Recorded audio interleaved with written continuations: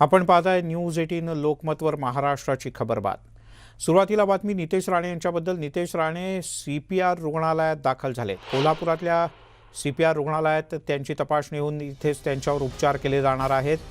आमदार नितेश राणे यांची तब्येत काहीशी बिघडली, त्यांच्या छातीत दुखत होतं अशा प्रकारची तक्रार त्यांनी केली आणि त्यानंतर नितेश राणे यांना आता कोल्हापूरला हलवण्यात आलंय। कोल्हापुरातल्या या सीपीआर रुग्णालयात त्यांच्यावर आता उपचार करण्यात येतील। मणक्यातलं अतिशय तीव्र दुखणं यासोबतच मणक्याची आणि छातीची तपासणी केली जाणार आहे। वैद्यकीय पथकाकडून नितेश राणे इथे दाखल होतात, लगेचच ही तपासणी सुरू करण्यात आली। आपल्याला छातीत दुखतंय अशी वारंवार नितेश राणे यांनी तक्रार केल्यानंतर त्यांना ओरोसहून कोल्हापुरात आणण्यात आलाय। ॲम्ब्युलन्समधला हा सगळा प्रवास नितेश राणे यांनी पूर्णपणे झोपून केला।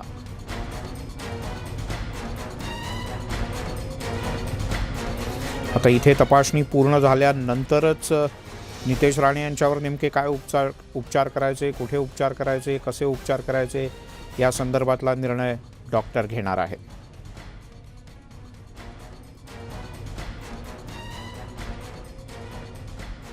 ज्ञानेश्वर साळोखे आपले प्रतिनिधी आपल्यासोबत आहेत। ज्ञानेश्वर, काय अधिक माहिती आहे? सुमारे 2.5 ते 3 तासाचा प्रवास करून नितेश राणे हे कोल्हापुरातल्या जिल्हा रुग्णालयामध्ये दाखल झालेले। त्यांच्यावरती या ठिकाणी वैद्यकीय तपासणी आहे ती सध्या केली जाते। खरं तर नितेश राणे या ठिकाणी येणार याची माहिती अगोदरच प्रशासनाला देण्यात आली होती, त्यामुळे वैद्यकीय टीम या ठिकाणी रेडी ठेवण्यात आली होती आणि या सगळ्या टीमच्या वतीने आता नितेश राणे यांची पूर्णपणे आरोग्य तपासणी आहे ती केली जाते। खरं तर मणका आणि छातीत दुखत असल्याची तक्रार आहे ते नितेश राणे यांनी इथं आलेल्या डॉक्टरांच्याकडे केली। अगदी ॲम्ब्युलन्समध्ये उतरल्यानंतर सुद्धा त्यांना अशक्तपणा जाणवत होता आणि त्यानंतर त्यांना चालण्यामध्ये सुद्धा या ठिकाणी अडचण निर्माण होत होती आणि अशा वातावरणातच ते या ठिकाणी दाखल झाले। दाखल झाल्यानंतर तात्काळ या वैद्यकीय टीमने त्यांच्यावरती उपचार सुरू आता केलेले आहेत। एकूणच आता त्यांची छातीची आणि मणक्याची तपासणी आहे ती केली जाते। विविध पद्धतीच्या तपासण्या आहेत या वैद्यकीय पथकांच्याकडून केल्या जातात। त्यानंतरच नेमकं काय निदान होणार आहे आणि त्याच्यावरती नितेश राणे यांना लगेचच डिस्चार्ज मिळणार की पुढच्या कुठल्या रुग्णालयामध्ये त्यांना हलवलं जाणार, त्यांच्यावरती नेमकं कुठे उपचार करणार हे काही वेळातच स्पष्ट होणार आहेत। आशा आहे की डॉक्टर काही वेळातच माध्यमांच्या समोर येतील आणि एखादं मेडिकल बुलेटिन नितेश राणे यांच्या प्रकृतीबाबत घेतील। मात्र सध्या या ठिकाणी पाहायला गेलं तर मोठ्या प्रमाणात कडक पोलीस बंदोबस्त तैनात करण्यात आलेले आणि तज्ञ वैद्यकीय टीम जी आहे ती नितेश राणे यांचे सध्या आता या ठिकाणी उपचार करताना पाहायला मिळते। आता कोण कोण डॉक्टर इथे उपस्थित आहेत ज्यांच्या नेतृत्वाखाली, देखरेखीखाली या सगळ्या तपासण्या सुरू आहेत आणि केवळ कोणकोणत्या प्रकारच्या तपासण्या केल्या जाणार आहेत?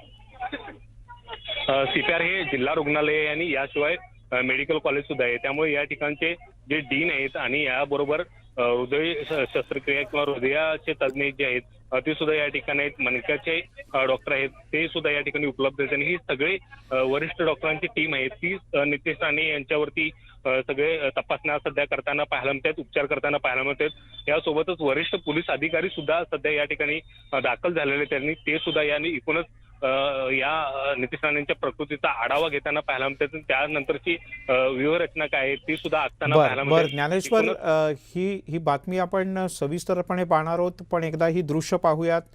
पूर्णपणे पोलीस कस्टडीमध्ये असलेले नितेश राणे यांना अस्वस्थ वाटू लागलं आणि अस्वस्थ वाटू लागल्यानंतर त्यांना आता कोल्हापूरला आणण्यात आलं। इथे त्यांच्या विविध प्रकारच्या तपासण्या करण्यात येतील आणि तपासण्या पूर्ण झाल्यानंतरच त्यांच्यावर उपचार काय केले जाणार, कसे केले जाणार, ते कोल्हापुरात होणार का अन्यत्र हे ठरवलं जाईल। सध्या कोल्हापूरच्या या जिल्हा रुग्णालयात म्हणजे सीपीआर रुग्णालयामध्ये स्कॅनिंगसह त्यांच्या अन्य तपासण्या केल्या जाणार आहेत। इथे कोल्हापूरच्या रुग्णालयात दाखल होताच नितेश राणे यांनी पोलिसांना आपल्या छातीत दुखतं याबद्दल आणि पाठीत मणक्यात दुखतंय याबद्दल तक्रार केली। ज्ञानेश्वर साळोखे आपले प्रतिनिधी आपल्यासोबत आहेत। ज्ञानेश्वर, इथे कोण प्रमुख डॉक्टर आहेत, मुख्य आरोग्य अधिकारी कोण आहेत ज्यांच्या नेतृत्वाखाली ही सगळी तपासणी केली जाईल आणि आवश्यकता असेल तर त्यांना अन्यत्र हलवलं जाणार आहे का? नक्कीच या ठिकाणी सीपीआरचे जे सीएस आहेत ते सुद्धा या ठिकाणी उपलब्ध आहेत आणि याशिवाय शाहू वैद्यकीय मेडिकल कॉलेजचे जे डीन आहेत डॉक्टर दीक्षित हे सुद्धा या ठिकाणी उपस्थित आहेत आणि या वरिष्ठ सगळ्या अधिकाऱ्यांच्या उपस्थितीमध्येच आहेत ती नितेश राणे यांची या ठिकाणी आता वैद्यकीय तपासणी होताना पाहायला मिळतात.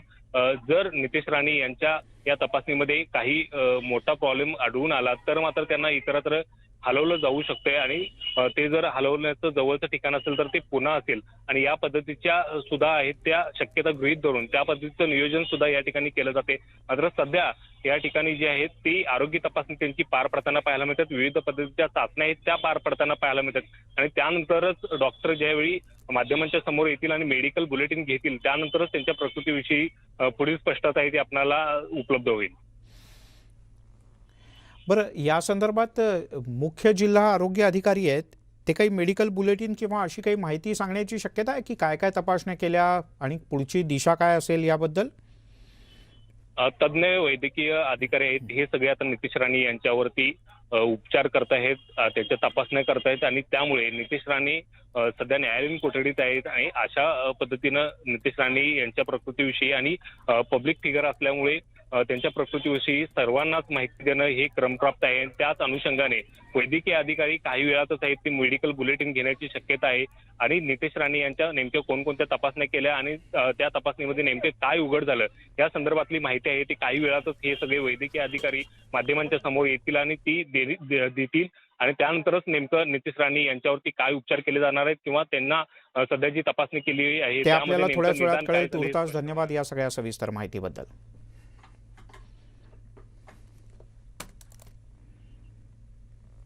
वळूयात पुढच्या बातमीकडे. ठाण्यातील बागे इस्टेट भागामध्ये पालकमंत्री एकनाथ शिंदे यांच्या वाढदिवसाच्या निमित्तानं भावी मुख्यमंत्री अशा प्रकारचा उल्लेख असलेले काही बॅनर झळकवण्यात आले. 9 फेब्रुवारीला एकनाथ शिंदे यांचा वाढदिवस आहे आणि या वाढदिवसाच्या पार्श्वभूमीवर शुभेच्छा देणाऱ्या बॅनरवर भावी मुख्यमंत्री असा उल्लेख केला गेला. एकनाथ शिंदे शिवसेनेतले आणि या सरकारमधले बडे नेते आहेत, तसंच त्यांच्याकडे राज्य मंत्रिमंडळात मोठी जबाबदारी आहे. आनंद दिघे यांच्या निधनानंतर ठाणे जिल्ह्यात शिवसेनेची ताकद कायम ठेवण्याचं काम एकनाथ शिंदे यांनी एक हाती केलं आहे. या सर्व पार्श्वभूमीवर लावण्यात आलेले बॅनर फक्त शुभेच्छांसाठी आहेत की भविष्यात काही वेगळी घडामोड घडण्याची शक्यता आहे म्हणून दिशादर्शक आहेत याची चर्चा ठाण्यात सुरू आहे.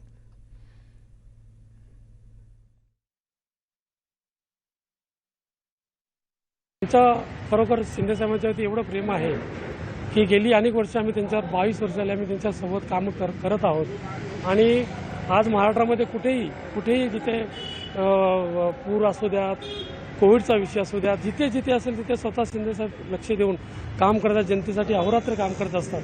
तर अशा माणसांना कुठेतरी आम्हाला असं वाटतं की साहेबांविषयी आमचं प्रेम आहे की त्यांनी महाराष्ट्राचे मुख्यमंत्री एकदा आम्हाला झालेलं पाहिजे आहे. आम्ही फार लहानपणापासून शिवसैनिक आहे, ठाण्याचे शिवसैनिक आहेत. त्यांच्यावर आम्ही अख्खा पूर्ण आयुष्य काढलं आणि आम्हाला एक इच्छा आहे त्यांनी मुख्यमंत्री व्हावं. आज 24 तासात ते 4 तास झोपतात, 20 तास काम करतात आणि एवढा वेळ 20 तास त्यांनी मुख्यमंत्री होऊन पुऱ्या महाराष्ट्र जनतेला द्यावे म्हणजे त्यांचे सर्व जनतेच्या मनोकामना काम पूर्ण होतील असं आमची एक इच्छा आहे, स्वप्न आहे.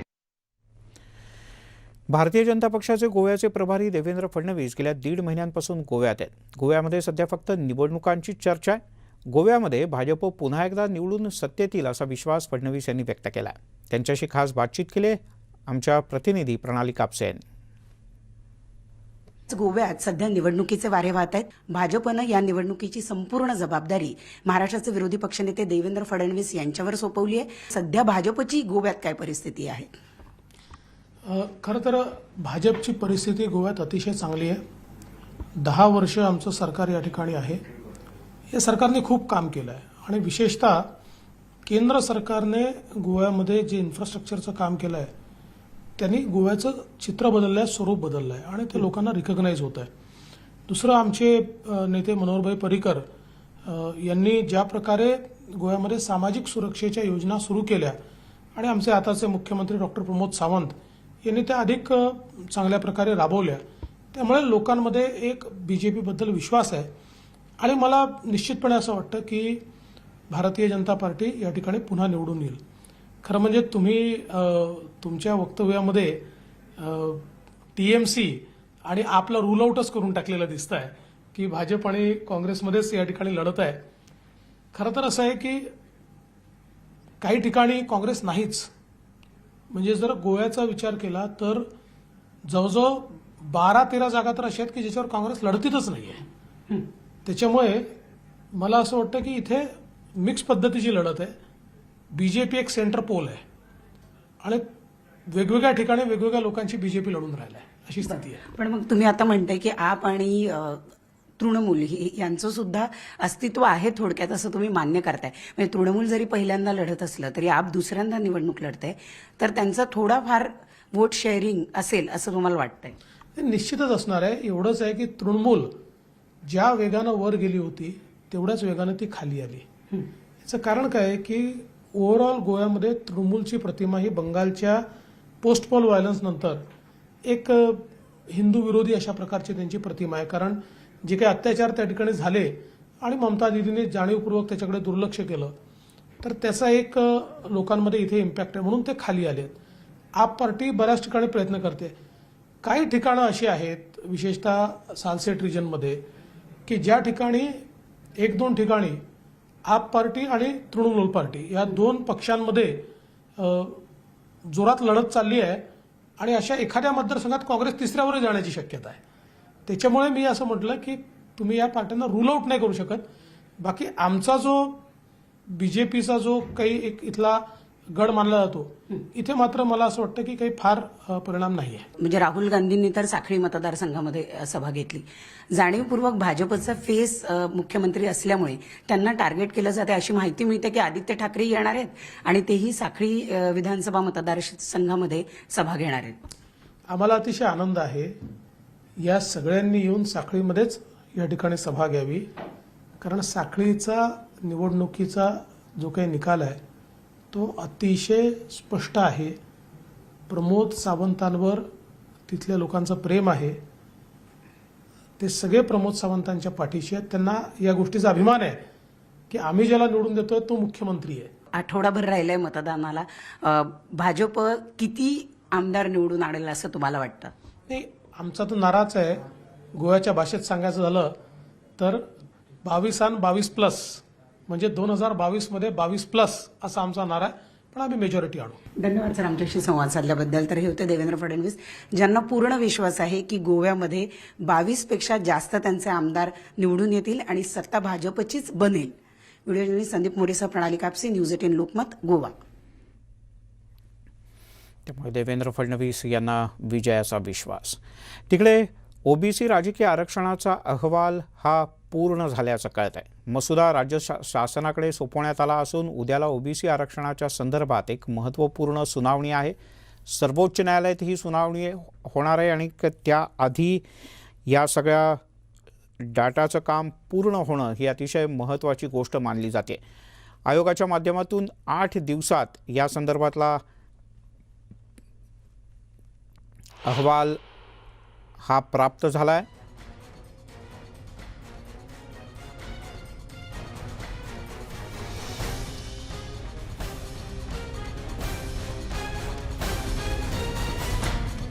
त्यामुळे ओबीसींच्या आरक्षणाच्या संदर्भात, राजकीय आरक्षणाच्या संदर्भात जी सुनावणी आता आहे त्या सुनावणीच्या पूर्वी हा सगळा अहवाल पूर्ण होणं ही अत्यंत महत्त्वाची बाब आहे.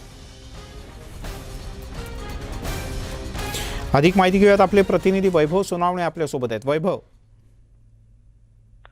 मिलिंद, सर्वोच्च न्यायालयामध्ये उद्या जी सुनावणी होणार आहे, या सुनावणीमध्ये मागासवर्ग आयोगाने एक अहवाल द्यायला गेल्या सुनावणीमध्ये सर्वोच्च न्यायालयानं मंजुरी दिली होती. वेगवेगळ्या माध्यमातून राज्य सरकारकडे जो ओबीसींचा डाटा उपलब्ध आहे त्याच्या आधारे जर राज्य मागासवर्ग आयोगाने जर अहवाल दिला तर तो सर्वोच्च न्यायालय गृहीत धरू शकतं असं न्यायालयानं म्हटलेलं होतं. त्याच्यामुळे हा पहिला ग्रीन सिग्नल आल्यानंतर राज्य मागासवर्ग आयोगाने वेगवेगळ्या संस्थांकडे ज्या 8 वेगवेगळ्या संस्था आहेत, वेगवेगळे विभाग आहेत राज्य शासनाचे, खरं महाराष्ट्र राज्य शासनाचे, त्यांच्या विभागाकडून ही माहिती जी आहे ती मागवलेली होती आणि 8 दिवसामध्ये याबाबतचा अहवाल जो आहे तो राज्य मागासवर्ग आयोगाने तयार करून आज राज्य सरकारला सुपूर्द केलाय. उद्या सर्वोच्च न्यायालयामध्ये हा अहवाल जो आहे तो टेबल करण्यात येईल, सर्वोच्च न्यायालयासमोर ठेवण्यात येईल. त्यानंतर या अहवालाचा अभ्यास करून सर्वोच्च न्यायालय ओबीसी आरक्षणाबाबतची आपली भूमिका जी आहे ती मांडू शकते. ज्या 8 वेगवेगळ्या विभागांकडून ही माहिती मागवण्यात आलेली होती त्यानुसार जवळपास 32% ओबीसींच्या आकडेवारीच्या संदर्भातली माहिती जी आहे ती उपलब्ध आहे. त्याच्यामुळे आरक्षणाचा जो पहिला टप्पा आहे ते आरक्षण मिळायला काही अडचण येणार नाही असं मागासवर्ग आयोगाच्या सदस्यांचं म्हणणं आहे. लक्ष्मण हाके बरं. यांनी ही माहिती आपल्याला दिली आहे. बरं. आणि सगळ्यात महत्वाचं म्हणजे 8च दिवसामध्ये हा अहवाल जो आहे तो राज्य मागासवर्ग आयोगाकडून तयार करण्यात आला. याचं कारण इम्पेरिकल डेटाला आणखीही बराच वेळ लागेल. लागेल. पहिल्या बरोबर. टप्प्यात 84 कोटी रुपये राज्य मागासवर्ग आयोगाला देण्यात आलेले आहेत. त्यांनी कामही त्या पद्धतीनं सुरू केलं. मात्र त्यासाठी आणखी 3 ते 4 महिन्यांचा वेळ लागेल. तोपर्यंत या अहवालाच्या आधारे सर्वोच्च न्यायालय आपलं काय निरीक्षण नोंदवतं बरोबर. हे पाहणं महत्वाचं आहे. याचं कारण पण राज्यभरात वैभव, या अहवालातले आणखीन काही मुद्दे समोर आले आहेत का, की जे मुद्दे उद्याला न्यायालयात सुनावणीच्या वेळेला महत्वाचे ठरतील, जेणेकरून राज्यातलं ओबीसीचं राजकीय आरक्षण कायम राहील?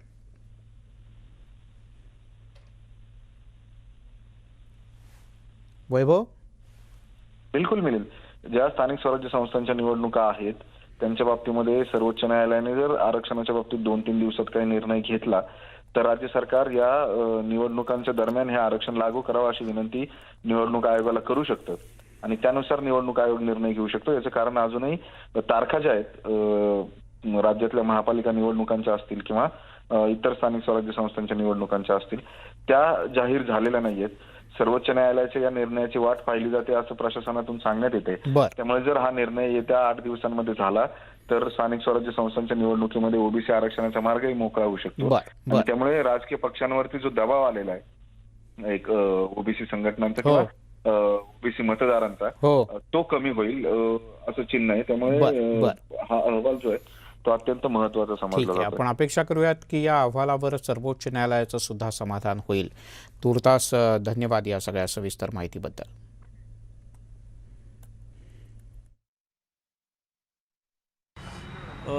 आठ 10 दिवसाच्या कालावधीमध्ये आम्हाला जो डेटा उपलब्ध झाला त्या डेटाच्या आधारे सखोल अभ्यास करून विश्लेषण करून आम्ही तो अंतरिम अहवाल राज्य शासनाला काल सन्माननीय मुख्यमंत्री उद्धवजी ठाकरे साहेब, मुख्य सचिव, अप्पर सचिव, नामदार छगनरावजी भुजबळ, नामदार विजयजी वडेट्टीवार, आयोगाचे अध्यक्ष सन्माननीय आनंदजी निरगुडे, राज्य मागासवर्ग आयोगाचे सर्व सदस्य यांच्या उपस्थितीमध्ये काल अंतरिम अहवाल आम्ही राज्य शासनाला सुपूर्द केलेला आहे. निवडणुकीच्या दृष्टिकोनातून सुप्रीम कोर्टाने जे निर्देश दिलेले होते हा अंतरिम अहवाल फक्त येऊ घातलेल्या निवडणुकांसंदर्भातच आहे आणि इम्पेरिकल डेटाचं काम हे पूर्ण क्षमतेने येत्या काही दिवसामध्ये सुरू होणार आहे.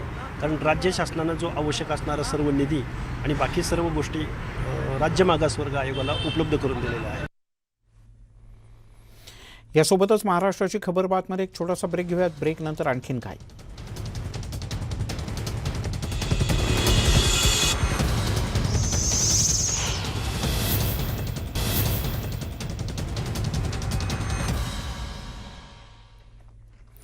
आपण पाहताय महाराष्ट्राची खबर बात. वळूयात पुढच्या बातमीकडे.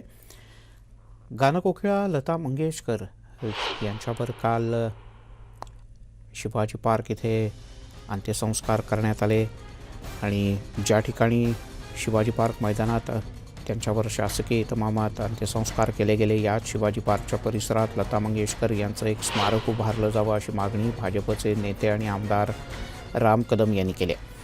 याकरता त्यांनी मुख्यमंत्री उद्धव ठाकरे यांना एक पत्रही लिहिलं.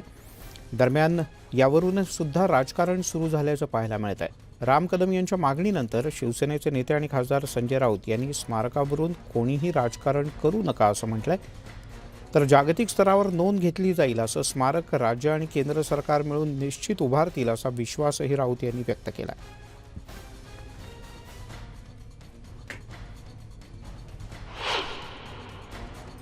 या स्थळावर लता दिदींचा अंत्यसंस्कार झाला, त्या पंचतत्वात विलीन झाल्या.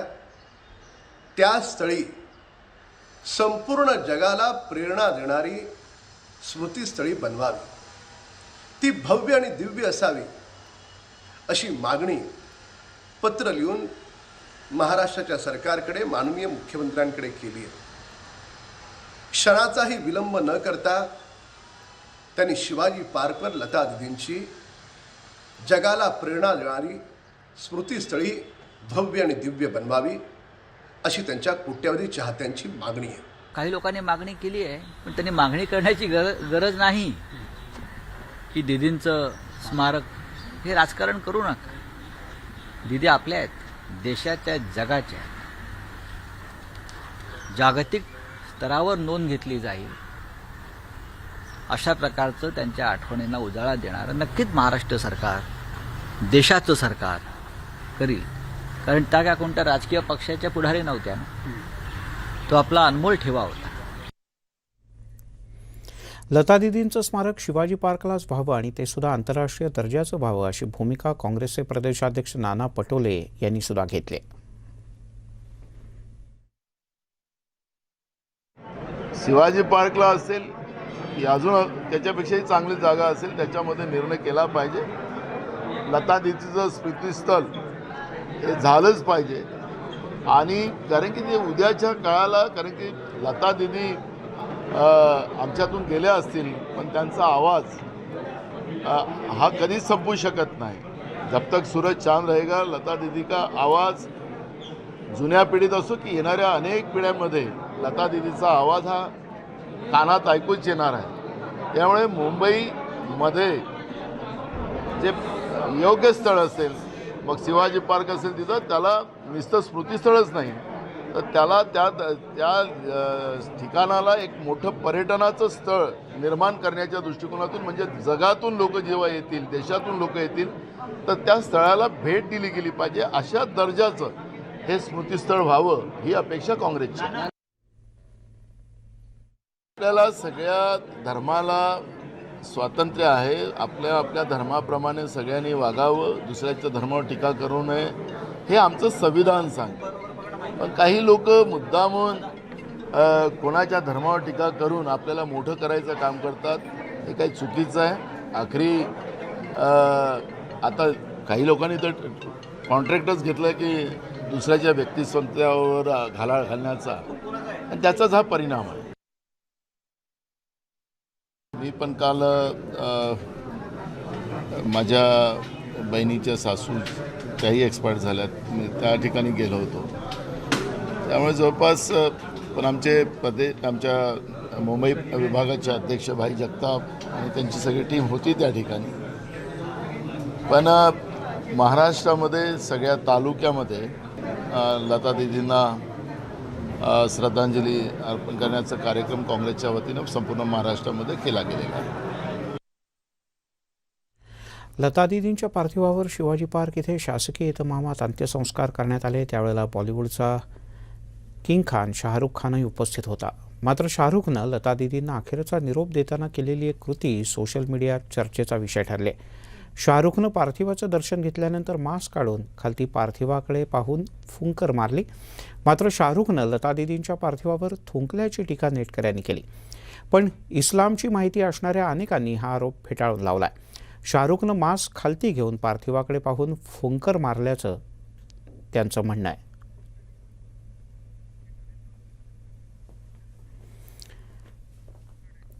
आणि आता थेट जाऊयात लोकसभेत पंतप्रधान